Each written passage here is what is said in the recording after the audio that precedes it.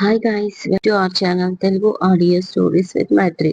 నా ఛానల్ని ఎవరైనా ఫస్ట్ టైం చూస్తున్నట్టయితే తప్పకుండా లైక్ చేయండి, షేర్ చేయండి అండ్ సబ్స్క్రైబ్ చేసుకోండి. అపరంజి, ఒక అమ్మాయి మనసు బరువైన కథ, ఎపిసోడ్ 7.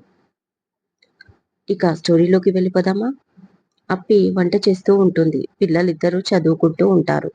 అక్కడికి షిఫ్ట్ అయి 4 రోజులు అవుతుంది. రోజులో ఏదో ఒక టైంలో సుగుణ, రాజయ్య వచ్చిపోతున్నారు. అప్పి జీవితం ఎట్టుపోతుంది? ఎప్పుడు తన చేతుల్లో లేదు. తన జీవితం పుట్టినప్పటి నుంచి మొదలు ఇప్పటి వరకు ఏదో ఒక రూపంలో సమస్య వచ్చి పడుతూనే ఉంది. చెత్త కుప్పలోంచి మా అమ్మ నన్ను బయటికి తీసింది. అప్పుడే అలాగే వదిలేస్తే నా ప్రాణాలు గాలిలో కలిసి ఉండేవి. ఈ కష్టాలు నన్ను పలకరించేవి కాదు అనుకుంది బాధపడుతూ అప్పి. అప్పి వాళ్ళ అమ్మ అప్పికి సొంత తల్లి కాదు, ఆమె సొంత కూతురు కాదు. పిల్లలు కలగలేదని ఏదో తీర్థయాత్రకు వెళ్తే అక్కడ గుడి పక్కన చెత్త పుట్టలో దొరికింది అప్పి. అప్పటి వరకు ఆ పాపని ఎవరూ చూడకపోవడంతో దేవుడి ప్రసాదం అని తెచ్చుకొని అల్లారు ముద్దుగా పెంచుకున్నారు ఆ దంపతులు. ఆమె వచ్చిన 10 ఏళ్లకు ఒక తమ్ముడు, చెల్లాయి పుట్టారు. దాంతో వాళ్ళ ఫ్యామిలీ కంప్లీట్ అయింది అనుకున్నారు. కానీ వాళ్ళు కాస్త పెద్ద అయ్యారో లేదో వాళ్ళ అమ్మ నాన్న విడిచి వెళ్ళిపోయారు. అది చాలా పెద్ద దెబ్బ అప్పికి. ఇలా ఆలోచిస్తూ ఉండగా డోర్ శబ్దం అయ్యింది. వాళ్ళు కొంచెం పెద్ద అయ్యారో లేదో అమ్మా నాన్న విడిచి వెళ్ళిపోయారు. అది చాలా పెద్ద దెబ్బ అప్పికి. ఇలా ఆలోచిస్తూ ఉండగా డోర్ శబ్దం అయ్యింది. తమ్ముడు, చెల్లెలు చదువుకుంటున్నారు. నేను చూస్తాను రా అని చెప్పి బయటికి వచ్చింది. డోర్ దగ్గర శ్రీధర్. ఆశ్చర్యంగా చూసింది అప్పి. ఈ పేపర్ల పైన సిగ్నేచర్ పెట్టు అంటూ టీ పై పడేశాడు శ్రీధర్.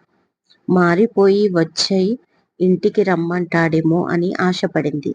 కానీ ఆ పొగరు చూశాక గుండె దిట్టవ చేసుకొని ఏంటి ఈ పేపర్స్ అని అడిగింది.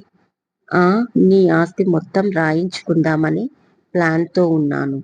ఆ మొహం చూడు, నేను నా గర్ల్ ఫ్రెండ్ని పెళ్లి చేసుకోబోతున్నాను. నీకు ఎలాంటి ప్రాబ్లం లేదు అని చెప్పి సిగ్నేచర్ చెయ్యి అంటాడు పొగరుగా. కానీ నాకు ప్రాబ్లం ఉంది బావా అంటుంది. తెలిసే నువ్వు అంత ఈజీగా నన్ను వదలవని. చెప్పు, నీకెంత డబ్బు కావాలో నా ఫ్రీడమ్ కోసం పడేస్తా అన్నాడు. నువ్వు పడేస్తే ఏరుకునే వాళ్ళు ఎవరూ లేరు ఇక్కడ. ఆ మాత్రం డబ్బు నా దగ్గర ఉంది అంటుంది అప్పి. మరి ఏం కావాలి? నేను మాత్రం నీతో కలిసి ఉండను అన్నాడు.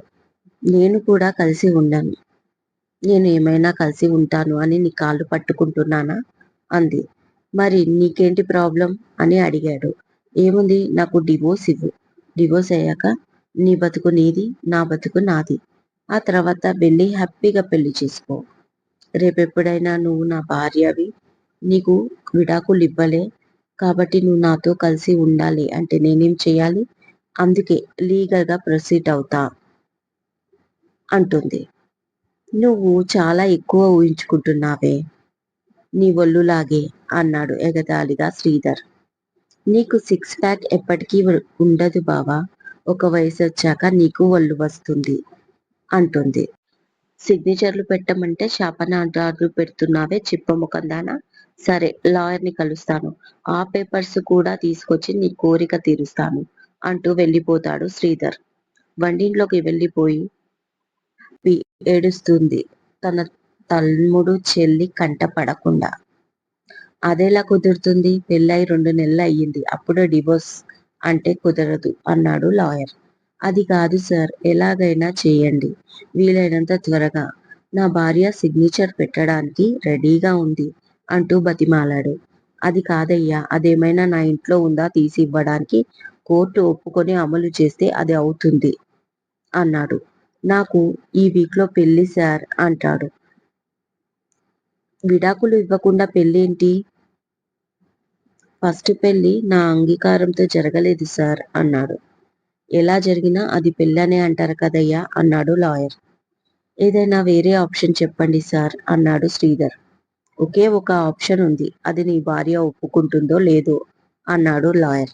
నేను ఒప్పిస్తాను కదా, చెప్పండి సార్ ఆ ఆప్షన్ ఏంటో అన్నాడు శ్రీధర్.